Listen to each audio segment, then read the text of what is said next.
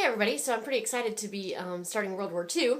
In honor of World War II, I am wearing a Dr. Seuss shirt every video during World War II. Today you can see is Yertle the Turtle. The reason that is that Dr. Seuss, before he was Dr. Seuss, was actually a famous political cartoonist during the World War II era, and on your test you'll be analyzing some cartoons that he drew during the World War II period. Alright, today we are doing World War II Escalation, which means how in Germany, Italy, and Japan dictatorial or authoritarian regimes came to power that were inherently expansionist, which means they wanted to take over power. So the handout that goes with this, of course, I don't have it in paper copy, is it's a timeline. It has Germany up top with a bunch of boxes, and then Italy and Japan in the middle, a bunch of boxes, and it just shows you a timeline of how they escalate towards war. Okay, so let's head to the video, and we'll trace each country's development and help you understand how they came to be such important players in the time period. Okay, so we're going to be figuring out what countries made up the Axis powers, what did the Axis powers do to bring about a world war, how successful were the Axis powers in conquering territory, and what was done to try and stop them, and how did the U.S. get pulled into the conflict, okay? Because as with World War I, we're going to try and stay out of the conflict at first.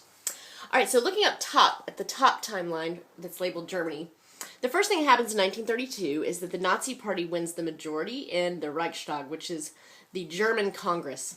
So they have proportional voting system there, so that whatever percentage of the vote your party gets, that's the percentage of the seats they get in Congress.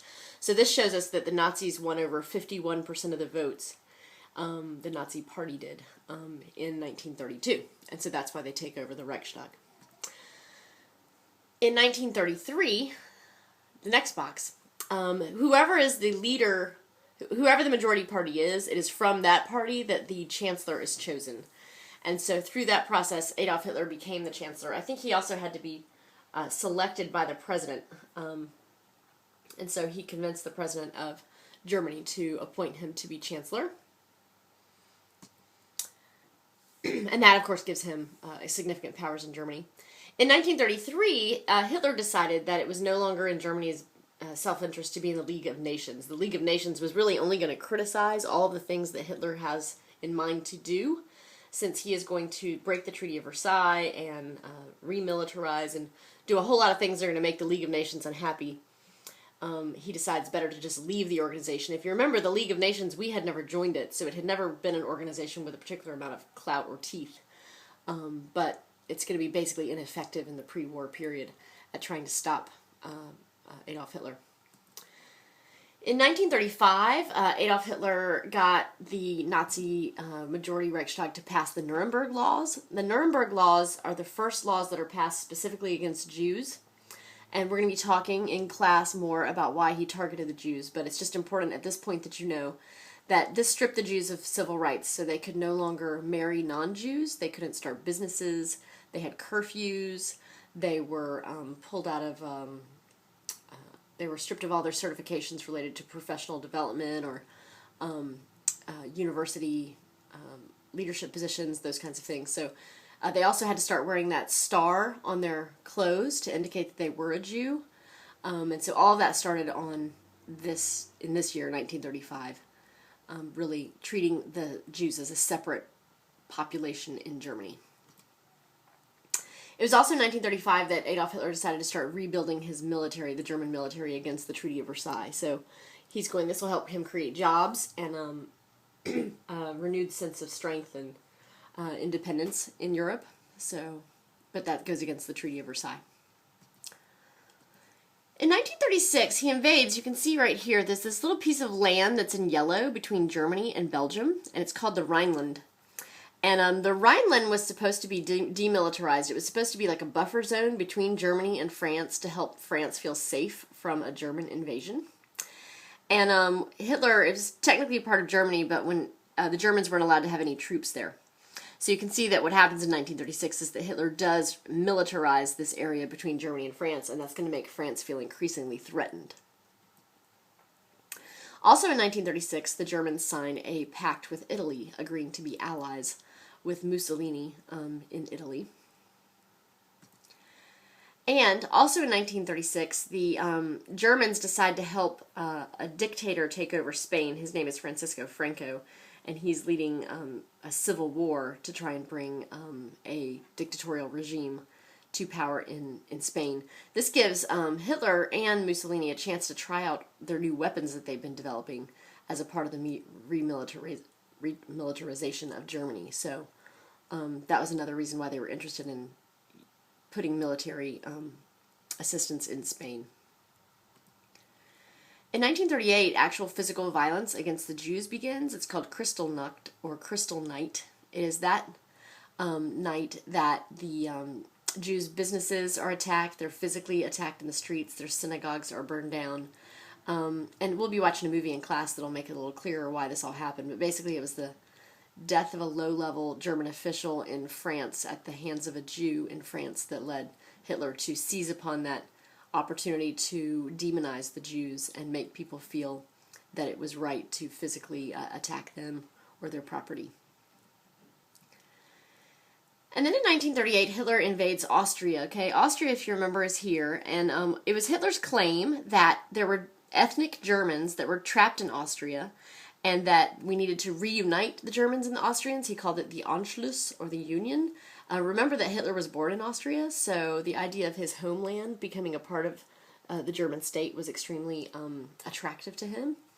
And so he meets with the leader of Austria, and he's a very elderly gentleman, and meets with him on a train. There's all kinds of intrigue about what actually happened on the train in terms of intimidation and other kinds of means of coercion that they used against him. But eventually there was no fighting involved. The Austrian government was just kind of signed over to Hitler after that controversial meeting. It was then that England becomes very concerned because Hitler starts making claims that this white part of Czechoslovakia called the Sudetenland, that the Sudetenland, there are ethnic Germans caught there too, trapped there, and that they need to take over that. And so the problem here is that Britain and France are sworn to defend this part of Czechoslovakia, and if Czechoslovakia is invaded, they're sworn to go to war to defend Czechoslovakia as a part of the Treaty of Versailles. So Britain sends their leader, Neville Chamberlain, to meet with Hitler, and they come up with an agreement called the Munich Pact, where they agree, basically, Neville Chamberlain says, that it's okay for Hitler to take this white part of Czechoslovakia and that Britain and France will not fight Hitler for doing that. And this is called appeasement. The idea is they're hoping to appease Hitler. This, of course, doesn't work, and Neville Chamberlain claims he's gotten peace for our time in Britain, and he's heralded as a hero for that. But other people, like Winston Churchill, the future leader of Britain, will say that this is just appeasement and that it's not going to work, and that it was an embarrassment that Czechoslovakian land was handed over to Hitler without Czechoslovakia actually even being present to approve that. So the Munich Pact was kind of Britain's last gasp at avoiding war. Remember, it's after World War I, and they would really like to avoid war. World War I was no picnic for any of the European powers. In 1939, Germany actually invades the rest of Czechoslovakia, not just the Sudetenland, and so that proved that Winston Churchill's idea that you could appease Hitler really was kind of unfounded. And then Hitler's going to start making it a goal to take over this part of Poland. If you remember, Poland was created partly out of German territory and Austro-Hungarian territory, and partly out of Russian territory. And so what Hitler does, he hates communism, so he hates Stalin, but he approaches Stalin secretly and says, hey, why don't we both take back our respective parts of Poland, and we'll agree not to take that as a threat on each other, that we're going to basically just each take our part back and stop there and be happy with the return of our land from the creation of Poland. And so that non-aggression pact is signed secretly between Germany and Stalin. Hitler and Stalin, Germany and the Soviet Union, as it's now called. And then in 1939, Germany invades Poland. It was a horrible invasion. The Polish were much more outmanned militarily by the Germans. The Germans use something called Lightning War, or Blitzkrieg. It's their first real rollout of Blitzkrieg. And it involves sending in artillery attacks, and then light panzer tanks that roll in, and then ultimately men, boots on the ground, to take over. This highly technological and efficient war machine was met by the Polish soldiers on horseback. So they were very much outgunned from the get-go. This is going to prove to Britain and France that there's no hope now of appeasing Hitler, and so World War II will begin with the invasion of Poland. We, of course, will try and stay out of it, as we always do. We will not enter the war until 1941. In 1940, then, Germany invades Belgium, Luxembourg, and the Netherlands. So all of this territory up here is invaded. They go west, as they did in World War I. Differently than World War I, Germany actually takes over Paris, and so Paris falls to the Germans, and France is going to become a Nazi state. And they appoint a kind of a puppet government led by Henri Pétain, and the leader of the Free French movement, Charles de Gaulle, flees the country, and he will be living in exile in Britain during the war. So France will become a Nazi state called Vichy France. And then Britain will basically be left in 1940 to battle Hitler all by themselves. Basically, Hitler will have taken over all of this territory. He's allied with Italy, Spain and him. Spain is neutral. He has a good relationship with Spain. So the only country really left for him to take over is Britain, and he's going to pound them by air. It's called the Battle of Britain. And he pounds the cities of Britain night after night after night as he attempts to take over Britain. The British response to this is really quite amazing. First of all, they gather up all their children and in the cities, because Hitler is bombing the population centers, trying to destroy the British will to defend themselves. So they gather up all the children in the cities, and they put them on buses, and they bus them out to the countrysides to sleep on farms and in barns and in big estates that are out in the countryside. And so that's one way that they tried to protect the future generation of Britain, is through exporting their children. That's where the book The Lion, the Witch, and the Wardrobe comes from. If you've ever heard of that, we used to do that play here at Leesville, or if you've read the book, the children are not at home. They're in a large estate home where they find this wardrobe and they hide in it and find all kinds of adventures. So meanwhile in the cities, the British are trying very hard to remain very stoic and go about their daily duties. What the adults would do is they would sleep down in the subways at night, laid very close together on pallets, and then in the morning they would get up and they would go up to the street level, and they would determine what buildings had been bombed, who had a job to go to, and who did not, and then they started picking through the rubble. And this is where that famous phrase was that the British were known for, issued by the Queen, which was, "Keep calm and carry on." Keep calm and carry on. Winston Churchill also had an impressive speech in which he said, "If the British Empire shall live for 1,000 years, people will say, this is their final hour." Oh no, their finest. Their finest hour. So he wanted the British to really rally to the cause and really rally to the moment.